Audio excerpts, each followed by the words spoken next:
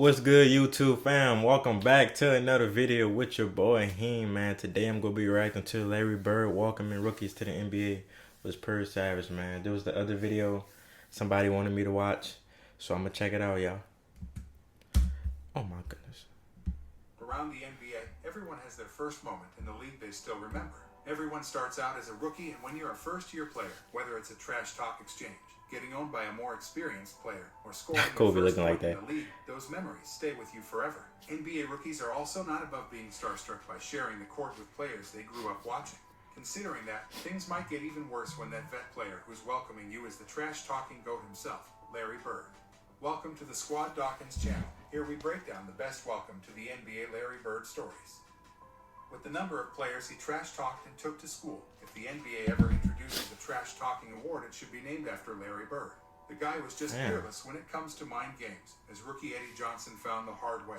Eddie Johnson guested on the Rex Chapman show published on BasketballNews.com YouTube page. He shared the legendary trash-talking and beating he received from the legendary Celtic legend. He was always talking so much trash to me, and he taught me how to trash talk. I mean, Larry Bird basically taught me how to trash talk. And so there's one game in Boston, he just worked me over, man. Like, I went out for the jump ball, and it was my second game of my career, and Cotton Fitzsimmons started. And I'm scared to death already. You know, not just a Bird, but, you know, I played against McHale in college, so he was cool. But Robert Parrish, I mean, Dennis Johnson, I'm looking at all these dudes, man, and I'm intimidated. I had played against Danny Ainge in college. So, but Bird walks out at the jump, and the veterans on my team said, Eddie, just don't pay attention to him. Fine. So I mind my own business on the jump, and he walks out, and he just stands next to me, and he leans over and he looks at me. And I didn't pay him any attention. He said, do you honestly think you're going to guard me? Curse that. God damn, Like, I just spit it. I just didn't say nothing. Then he stands up and he looks over at our bench and he looks at Cotton. You all think this rookie gonna guard me? Man, I'm gonna bust you up just right in my ear. Bruh, I think they be setting them rookies up, son. Cause this is like the third story that I heard that they put a rookie on Bird, bro. Like, I think they be doing that shit on purpose. And so by that time, all the guys on the floor is just cracking up, even my teammates.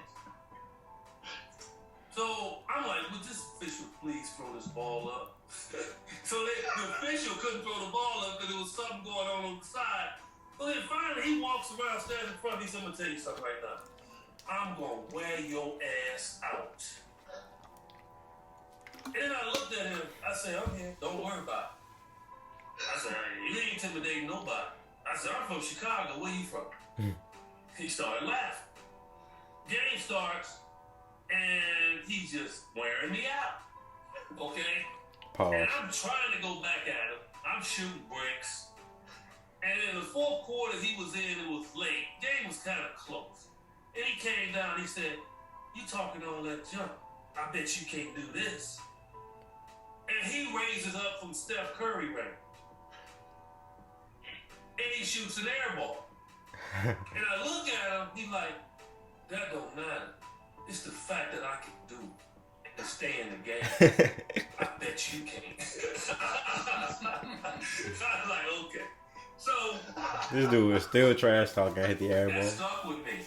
Johnson's story is not the first nor the last we will hear connected to Larry Bird welcoming rookies to the NBA.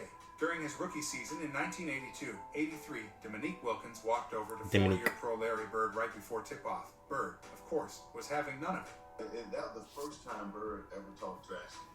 It was my rookie season, my first game I ever played against him. What'd he say? I can't even tell you what he said.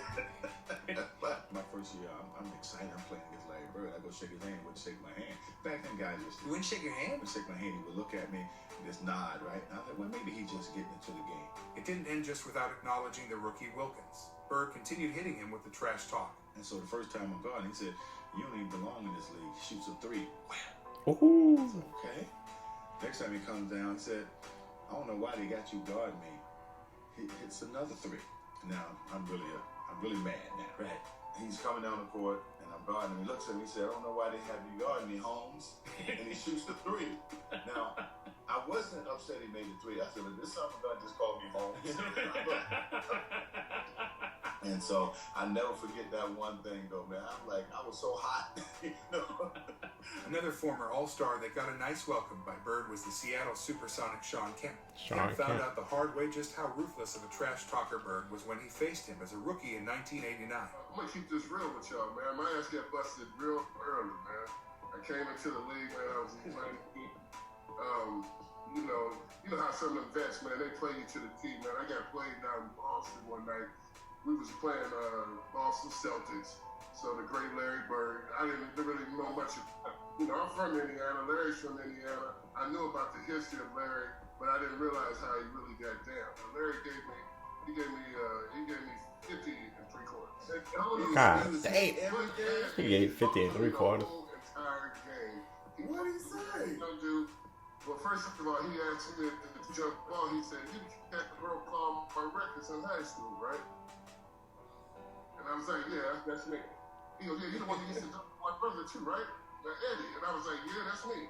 He said, I got you tonight. So every shot he was calling, at the defensive end, he would tell me, he'd be like, when I get down to the other end, I'm going to pump face you, get a hand one on you, look at you, go off glass.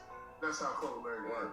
And I was to the point of like, look, I'm going to foul him so hard that he's basically going to take his will. He started shooting the ball with his left hand, man. I was trying to foul his right arm. He was shooting with his left hand, making it off on me, looking at me, still slapping me on my butt and everything, man, telling me everything. When another legend was starting his NBA career, he saw firsthand how great Larry was and how serious he was about fulfilling his promises. John Stockton saw I did not know he was like this. Like, watching all these videos and hearing all these stories, like, I got so much respect for him now. That shit's crazy. Jazz legend talked about his favorite Larry Bird story of all time, and he didn't hesitate, choosing one that he lived during his first campaign in the association. I remember as a rookie, he came in, he walked by our bench at the Salt Palace and said, I feel like 43 tonight. And he came out, he scored 43 in the third quarter and checked himself out with a 20-point victory, and I was fairly impressed with that one. So he just picks a random number, I feel like 43. And he says it to the bench? Yeah. It was fairly impressive, especially when he backed it up.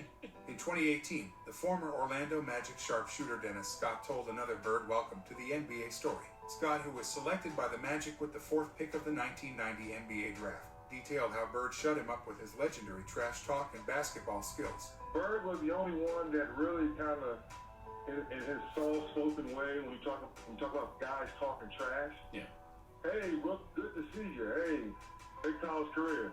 I'm going to catch the ball, I'm going to pump fake, you're going to reach for it, you'll get fouled, 2 tweets, you're going to have a seat.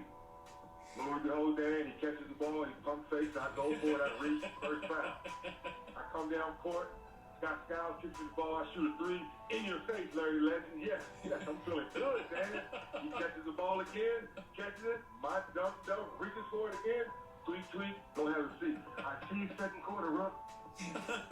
So that's how Larry Bird took me into the NBA. Clyde Drexler is possibly the most underappreciated Hall of Famer in NBA history. The high-flying Drexler was the Blazers' 14th selection in the 1983 NBA draft. He, too, quickly learned on the greatness of Bird and his trash talking.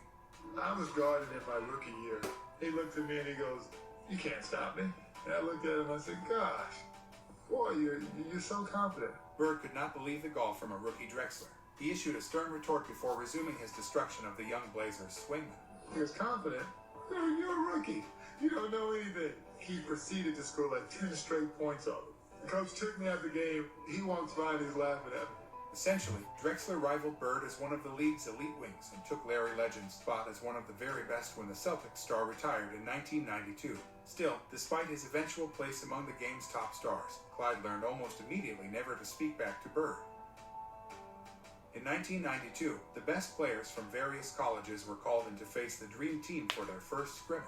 Future All-Stars Chris Webber, Penny Hardaway, Allen Houston, Grant Hill, and Jamal Mashburn were part of the team dubbed the College All-Stars. Grant Hill, Webber, who won the Rookie of the Year award in 1994, was given a stern warning by Larry Legend before the game. By Weber, Bird told him to make sure he's getting his sleep because tomorrow Bird is going to bust his ass. Oh yeah, we seen this last video. The rest of the week. Another angle to the Bird in the 1992 College All-Stars was brought by Jamal Mashburn. According to Mashburn, he, along with Weber, Houston, and Rodney Rogers, was given first-hand experience of Larry Bird's trash talking the very first time they met Larry Legend. And Larry Bird, you don't realize how big Larry Bird is until you stand up close to Larry Bird. He walked by us, he says, y'all those college guys? And we was like, yeah, we the college guys. And he looked at us and he said, get some fucking rest, it's gonna be a long week, and walked off. We was like, what the hell? And so that we just excited. We like, oh, he just talking shit or whatever. So that's kind of cool, bro. That's Larry Bird. You know who we are. But he ain't call us by Chris Webber and Jamal Mashburn. He's like, y'all them college kids. And then something happened. We're sitting there, and we get back to the hotel. Rodney Rogers says something to, it's a group of them. It's Larry Bird, Magic Johnson, and everybody's shooting the shit. And Rodney Rogers said, hey Larry, you ain't hit a jumper since '84. Magic heard that shit. And we ain't think none of it. The next day we came in, and I know we seen this last video. I'm gonna watch it again though. Breed. Magic Johnson fed Larry Bird the ball probably about 8 times in a row down court. Larry Bird got the ball on Rodney Rogers, and every time he was about to make a move, he told him what he was going to do. One dribble, pull up, going left, off glass. One dribble, going right, spin, shot, bucket. He scored 9 times or 8 times in a row. Left the court to go lay down because he couldn't sit on the bench. He had to lay down because of his back.